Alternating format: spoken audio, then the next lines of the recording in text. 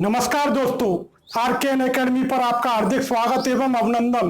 दोस्तों, इस चैनल को सब्सक्राइब अवश्य करें जिससे आने वाली अपडेट आपको समय पर प्राप्त हो सके। दोस्तों, आज हम सिंधु सभ्यता के काल निर्धारण के बारे में अध्ययन करेंगे कि किन किन विद्वानों ने कौन कौन सी तिथि निर्धारित की है। लेकिन जब काल निर्धारण करते हैं तो सबसे बड़ी समस्या क्या आती है, क्योंकि सिंधु सभ्यता के समय जो लिपि मिली है उसको अभी पढ़ा नहीं जा सका है तथा सिंधु सभ्यता के बारे में कोई भी साहित्यिक स्रोत नहीं मिला है। तो हम किन आधारों पर इस जो सिंधु सभ्यता है उसका काल निर्धारण करेंगे। तो नंबर 1 है पुरातात्विक स्रोत।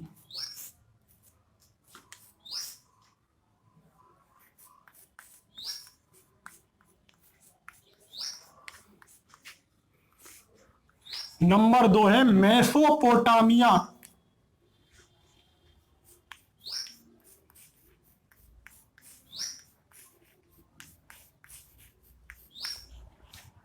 की जो सभ्यता है उसके आधार पर।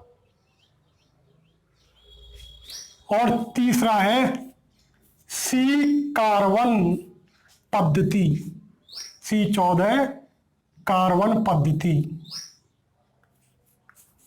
कार्बन 14 पद्धति के आधार पर हम काल निर्धारण करते हैं। अब किन किन विद्वानों ने कौन कौन सी तिथि निर्धारित की है उसके बारे में जानकारी प्राप्त करेंगे। पहला है जॉन मॉर्सल।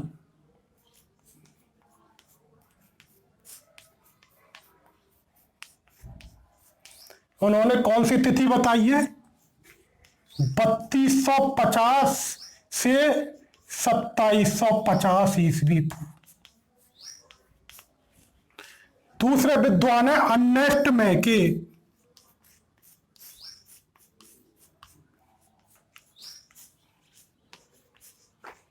इन्होंने 2800 से 2500 ईस्वी पूर्व बताया है। Martin wheeler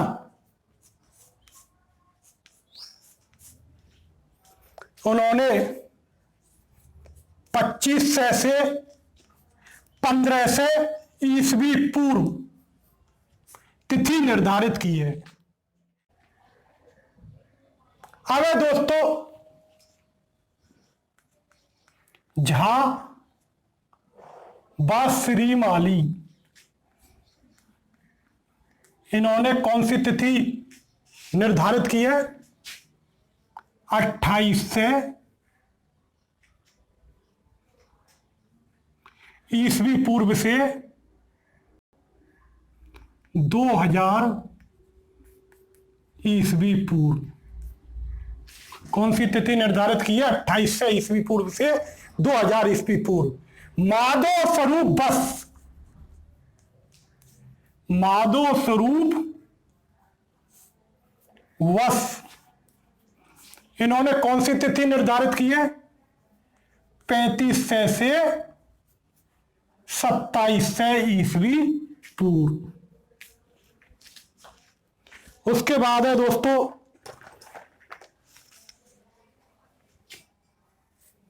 dells modern.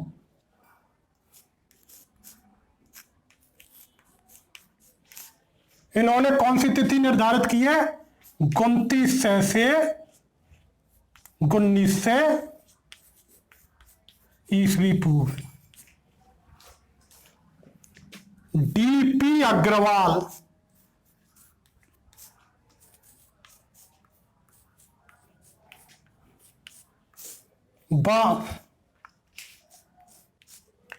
Romila Thapar,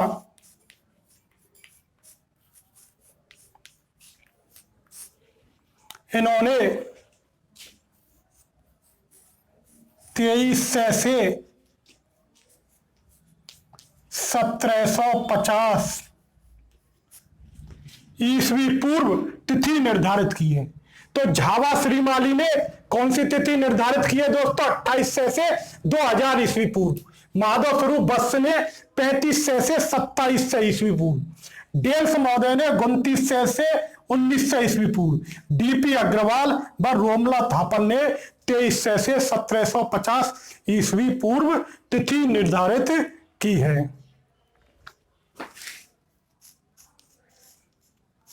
सीजे गैर महोदय ने 2350 से 1750 ईस्वी पूर्व तिथि निर्धारित की है। अब दोस्तों अलचंद महोदय ने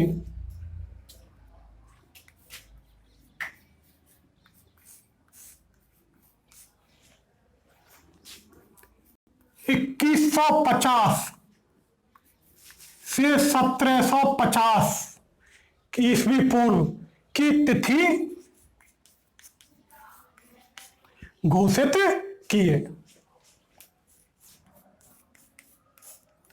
राजवली पांडे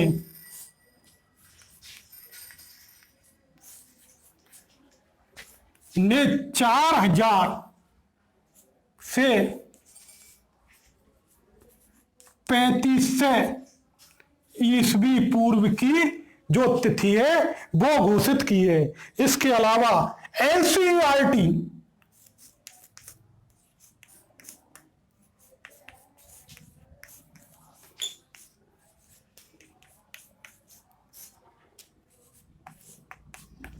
जो एनसीईआरटी है उसमें 2500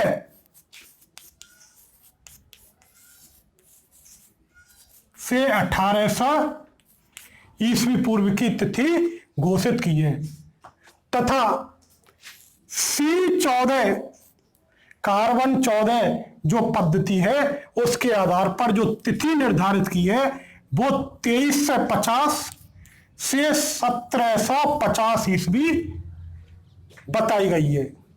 तो अलचंद महोदय ने क्या बताई है? 2150 से 1750 ईस्वी पूर्व, जबकि राजवली पांडे ने 4000 से 3500 ईस्वी पूर्व, जबकि एनसीईआरटी में क्या बताई है? 3500 से 1800 ईस्वी पूर्व तथा C14 कार्बन 14 पद्धति में 2350 से 1750 ईस्वी पूर्व तिथि बताई गई है। अब दोस्तों जो इन तिथियों में जो सर्वमान्य तिथि मानी गई है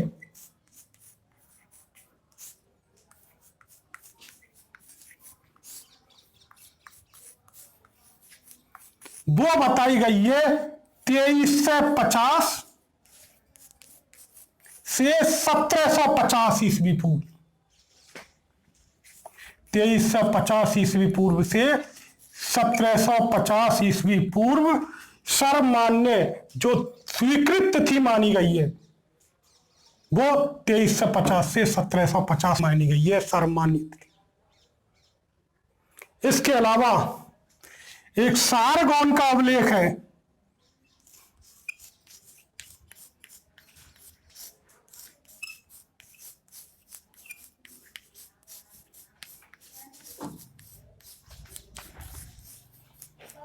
सारगौन शासक थे उनका अभिलेख है, उसमें जो तिथि बताई गई है वो 3250 से 2750 ईस्वी पूर्व बताई गई है। जो सारगौन का अभिलेख है उसमें जो तिथि बताई गई है वो 3250 से 2750 ईस्वी पूर्व बताई गई है। इसके अलावा जो हड़प्पा का जो सर्वप्रथम जो तिथि का निर्धारण किया था वो 1931 में,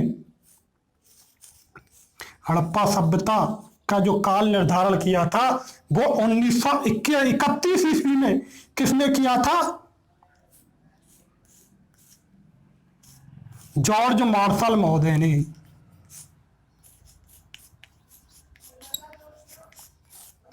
जो हड़प्पा की तिथि का जो निर्धारण किया था 1931 में वो जॉर्ज मार्शल महोदय ने किया था। अब दोस्तों विभिन्न विद्वानों के अनुसार अभी मैंने काल निर्धारण बताया था, लेकिन अब भिन्न भिन्न विद्वानों ने अपने अपने हिसाब से काल निर्धारण किया, क्योंकि जो सिंधु सभ्यता का कोई स्थल किस समय का है, कोई 2800 ईस्वी पूर्व का है, कोई 3200 ईस्वी पूर्व का है, कोई 2200 ईस्वी पूर्व का है। तो उस आधार पर विद्वानों ने क्या कर दिया, निर्धारण कर दिया, काल निर्धारण। अब इस समस्या का समाधान कैसे हो, तो हड़प्पा सभ्यता को 3 सांस्कृतिक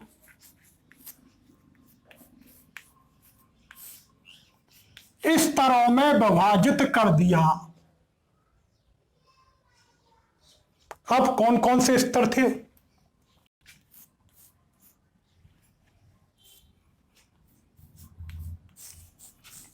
प्रारंभिक या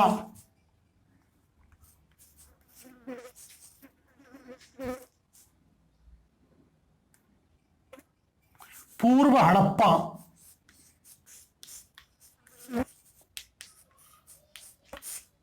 सभ्यता, विकसित हड़प्पा,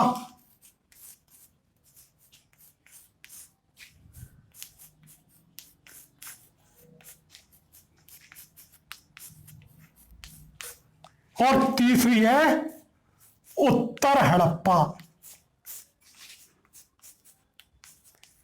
अब इनका भी काल निर्धारण कर दिया विद्वानों ने। 3200 से 2500 ईस्वी पूर्व। विकसित हड़प्पा की स्थिति क्या बताई, 2500 ईस्वी पूर्व से 1700 ईस्वी पूर्व। जबकि उत्तर हड़प्पा की क्या स्थिति बताई, वो बताई थी 1700 से 1300 ईस्वी पूर्व। यानी कि हड़प्पा जो संस्कृति थी उसका विकास इस क्रम में हुआ। जो प्रारंभिक जो अवस्था थी वो कैसी अवस्था थी, कृषि मूलक अवस्था, ग्रामीण कृषि मूलक अवस्था थी। अब इस सभ्यता से, प्रारंभिक हड़प्पा सभ्यता से विकसित सभ्यता का विकास हुआ, यानी नगरीय सभ्यता का विकास हुआ। और जिस सभ्यता के बारे में हम जानकारी प्राप्त करते हैं वो विकसित हड़प्पा सभ्यता है। यानी कि विकसित हड़प्पा सभ्यता के बारे में हम जानकारी प्राप्त करते हैं। उसके बाद जो उत्तर हड़प्पा है वो पतन की स्थिति है। तो हड़प्पा जो सभ्यता है कृषि मूलक अवस्था से कहां पहुंची, नगरीय अवस्था में, और नगरीय अवस्था के बाद उसका पतन हो गया। इस तरह विद्वानों ने हड़प्पा सभ्यता का काल निर्धारण किया। अब दोस्तों सैंधव सभ्यता का उद्भव देखते हैं।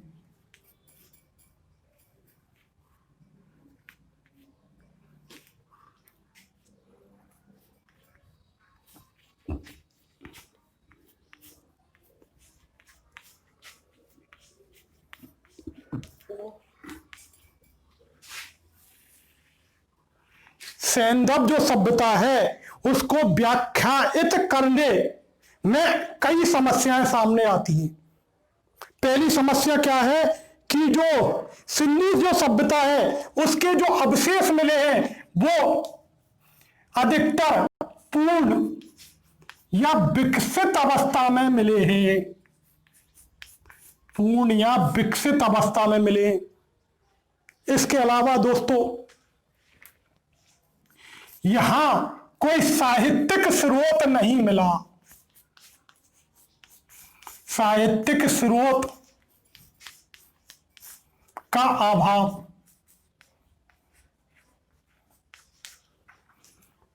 और यहां जो लिपि मिली है उसको पढ़ा नहीं जा सका।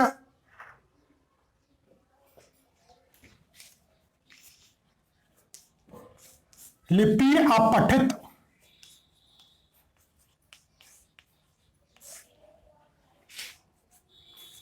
और चौथी समस्या क्या है?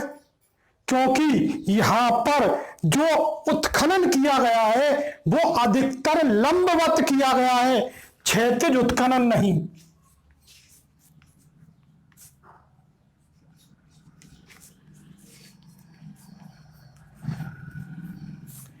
यहां पर जो अधिकतर उत्खनन किया गया है वो लंबवत किया गया है, क्षैतिज नहीं। इसके बावजूद यहां पर जो सेंदव सभ्यता की जो उत्पत्ति हुई है उसके विषय में दो मत प्रचलित हैं। अब वो कौन कौन से हैं? नंबर एक है विदेशी उत्पत्ति का मत और दूसरा है स्वदेशी उत्पत्ति का मत। तो पहले हम विदेशी उत्पत्ति का मत देखते हैं। और यह जो मत है इसके समर्थक कौन है? जो विदेशी उत्पत्ति का जो मत है उसके समर्थक हैं जॉन मार्शल,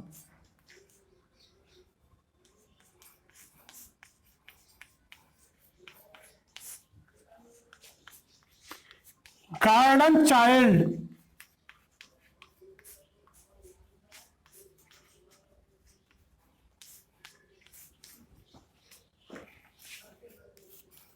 तीसरा है एम व्हीलर,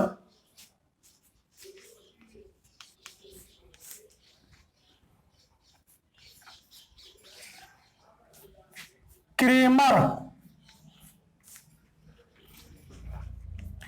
पांचवा है मैके और DH गार्डन आदि इस मत के समर्थक हैं। तो इस जो सेंदव सभ्यता का जो उद्भव हुआ था वो किस सिद्धांत पर आधारित था? सांस्कृतिक विसरण के मत को लिया गया था और आधार किसे बनाया था? मेसोपोटामिया की सभ्यता को। आधार मेसोपोटामिया की सभ्यता को बनाया गया था। किसका आधार? विदेशी सभ्यता, जो सेंदव सभ्यता है उसके विदेशी उत्पत्ति के मत में। अब विदेशी उत्पत्ति का मत क्या कहता है कि जो सेंदव जो सभ्यता है उसकी जो उत्पत्ति हुई है वो मेसोपोटामिया से हुई है कहीं ना कहीं। एम व्हीलर महोदय क्या कह रहे हैं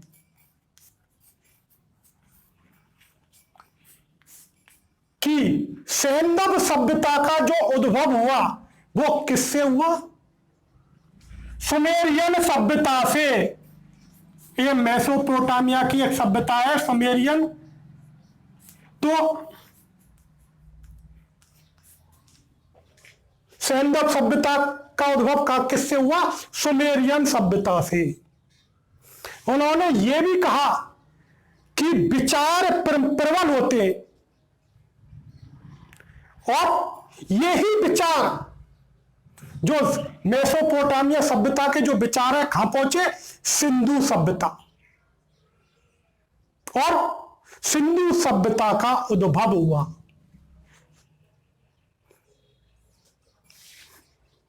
इस मत के विचारकों ने यहां तक कहा कि जो सिंधु सभ्यता है वो पहले जो मेसोपोटामिया सभ्यता पहले मिस्र गई और मिस्र से कहां पहुंची? भारत पहुंची और सिंधु सभ्यता का उद्भव हुआ। क्रेमर महोदय क्या कह रहे हैं कि सिंधु सभ्यता के लोग 2400 ईस्वी पूर्व को भारत आए ये जो मैंने विद्वान बताए थे, इन्होंने बताया कि विदेशी उत्पत्ति के मत में कि जो सिंधु सभ्यता का उद्भव हुआ वो मेसोपोटामिया की सभ्यता से हुआ। लेकिन ठीक है, मेसोपोटामिया की सभ्यता से हुआ, लेकिन हाँ, अगर हम देखें तो मेसोपोटामिया की सभ्यता और सैंदव सभ्यता में बहुत अंतर है। तो कैसे मान लें कि जो सैंदव सभ्यता का उद्भव मेसोपोटामिया की सभ्यता से हुआ? क्योंकि अब उनमें अंतर देखते हैं। पहले जो मेसोपोटामिया की सभ्यता थी, वहां पर जो नगरीय सभ्यता थी, वहां पर मंदिरों की प्रमुखता थी। मेसोपोटामिया की जो सभ्यता थी वहां पर मंदिरों की प्रमुखता थी। लेकिन हड़प्पा सभ्यता में मंदिर के अवशेष नहीं पाए गए।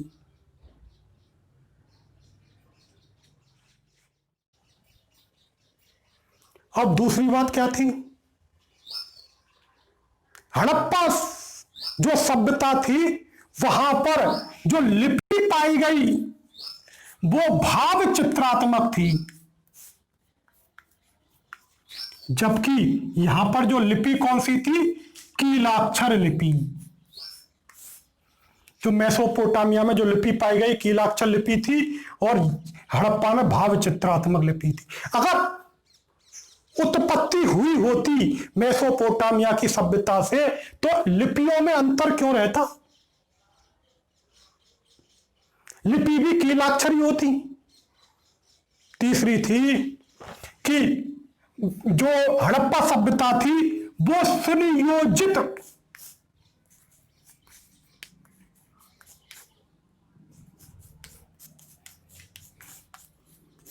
नगर में विभाजित थी, जबकि यहां की जो नगर व्यवस्था थी वो अव्यवस्थित थी। इसके अलावा यह सार्वजनिक स्वच्छता का ध्यान रखा गया है। इसके अलावा जो हड़प्पा सभ्यता में पकी हुई ईंट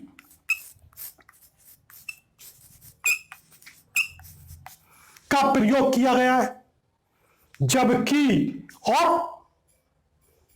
इनको ईंटों को पकाया गया है।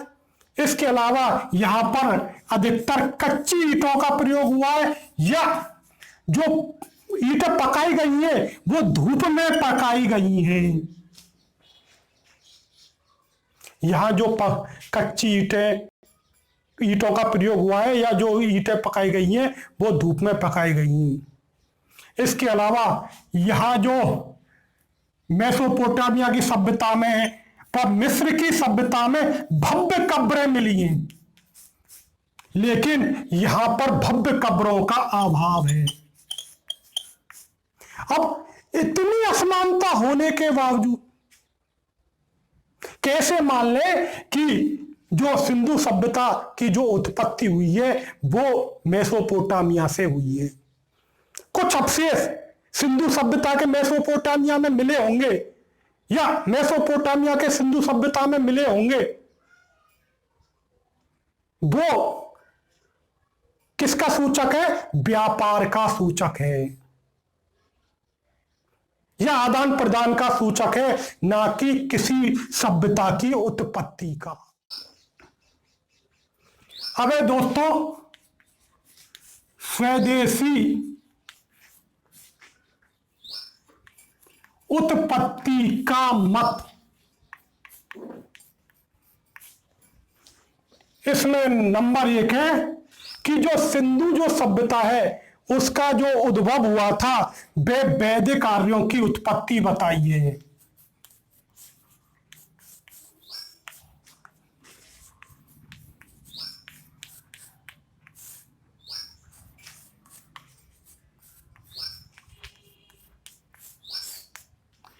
सिंधु सभ्यता का जो उद्भव हुआ था वह वैदिक आर्यों की उत्पत्ति बताइए। सर्वप्रथम ये मत देने वाले कौन थे? बीवी लाल। इन्होंने क्या कहा इन्होंने कहा कि जो सिंधु सभ्यता के लोग हैं और वैदिक आर्य थे वो एक ही थे, उनमें समानता थी। इसके अलावा अन्य समर्थक कौन कौन से थे? अन्य समर्थक थे पुसालकर महोदय, इसके अलावा एस.आर. राव,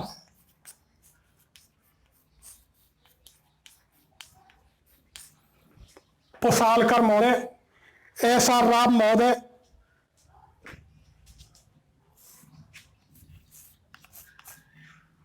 के.एन. शास्त्री महोदय। तो इसके समर्थक कौन से? पुसालकर महोदय, एस.आर. राव महोदय और के.एन. शास्त्री महोदय आदि थे। इसके अलावा रामचंद्र भी इस मत के समर्थक थे। लेकिन देखा जाए तो सैंदव सभ्यता और हड़प्पा सभ्यता में काफी अंतर है। हड़प्पा सभ्यता के लोग लोहे के बारे में नहीं जानते थे, जबकि जो वैदिक सभ्यता के जो लोग थे वो लोहे के बारे में जानकारी अंतिम समय में प्राप्त कर चुके थे। इसके अलावा हड़प्पा सभ्यता एक नगरीय सभ्यता थी और व्यापार प्रधान थी, जबकि जो वैदिक सभ्यता थी वो कृषि प्रधान व ग्रामीण थी। तो कैसे मान ले कि जो हड़प्पा सभ्यता की जो उत्पत्ति हुई थी वो किससे हुई? वैदिक आर्यों से। अब कि हड़प्पा सभ्यता के निर्माता तिरविड़ थे, क्योंकि अब इस मत के समर्थक कौन थे? सुनीति कुमार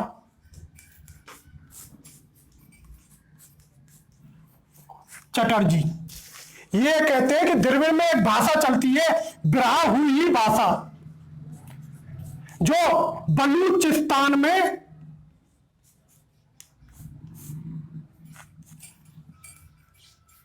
भी थी। तो इसका मतलब है कि जो यहां जो सिंधु सभ्यता का जो निर्माण किया था वो द्रविड़ों ने किया था। लेकिन द्रविड़ों जो द्रविड़ जो थे वो उनकी जो सभ्यता थी वो इतनी विकसित नहीं थी, ना नगरीकरण था। जब खुद का ही है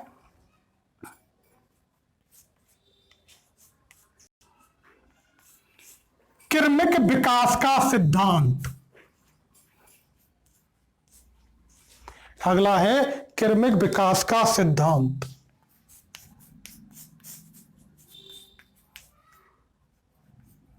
इसके समर्थक हैं अमलानंद घोष,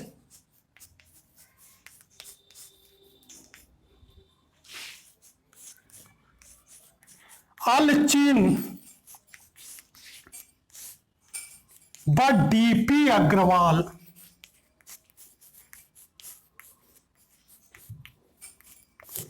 इस मत के समर्थक क्या कह रहे हैं कि जो सिंधु सभ्यता का जो विकास हुआ था वो प्राचीन ग्रामीण संस्कृति से और क्रमिक रूप से हुआ। प्राचीन जो ग्रामीण संस्कृति थी उससे और क्रमिक रूप से हुआ। और अमलानंद घोष ऐसे पहले पुरातत्वविद थे जिन्होंने ये कहा कि जो सिंधु सभ्यता है, हड़प्पा सभ्यता है, उसका विकास प्राक हड़प्पा से हुआ। यानी कि प्राक हड़प्पा से किसका उदय हुआ? विकसित हड़प्पा सभ्यता का उदय हुआ। विकसित हड़प्पा का उदय हुआ।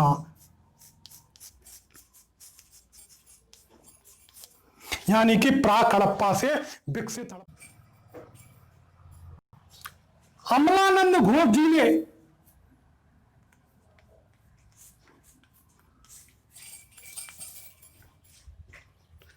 चौथी संस्कृति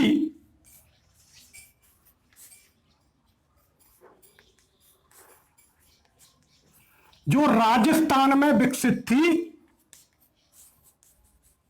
उस पर ध्यान केंद्रित किया। अमलानंद जी ने चौथी संस्कृति राजस्थान पर ध्यान केंद्रित किया।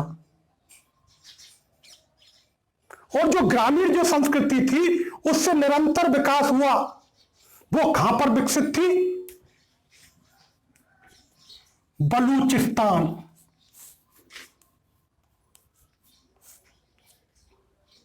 राजस्थान,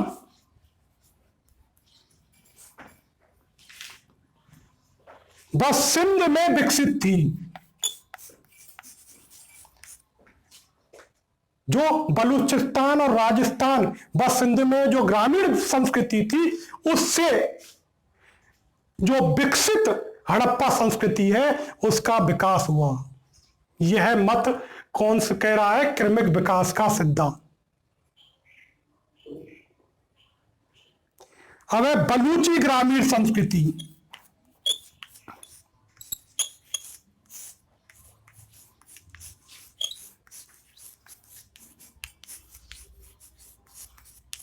इस मत के समर्थक कौन है?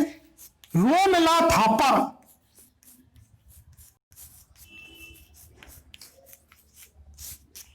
व फेयर सर्विस।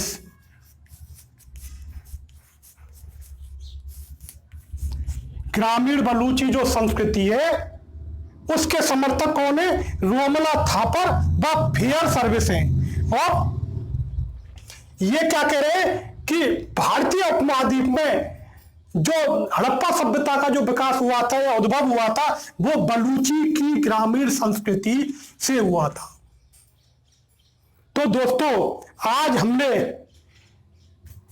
जो सिंधु सभ्यता है उसकी तिथि निर्धारण के बारे में एवं उसके उद्भव के बारे में अध्ययन किया। नमस्कार दोस्तों।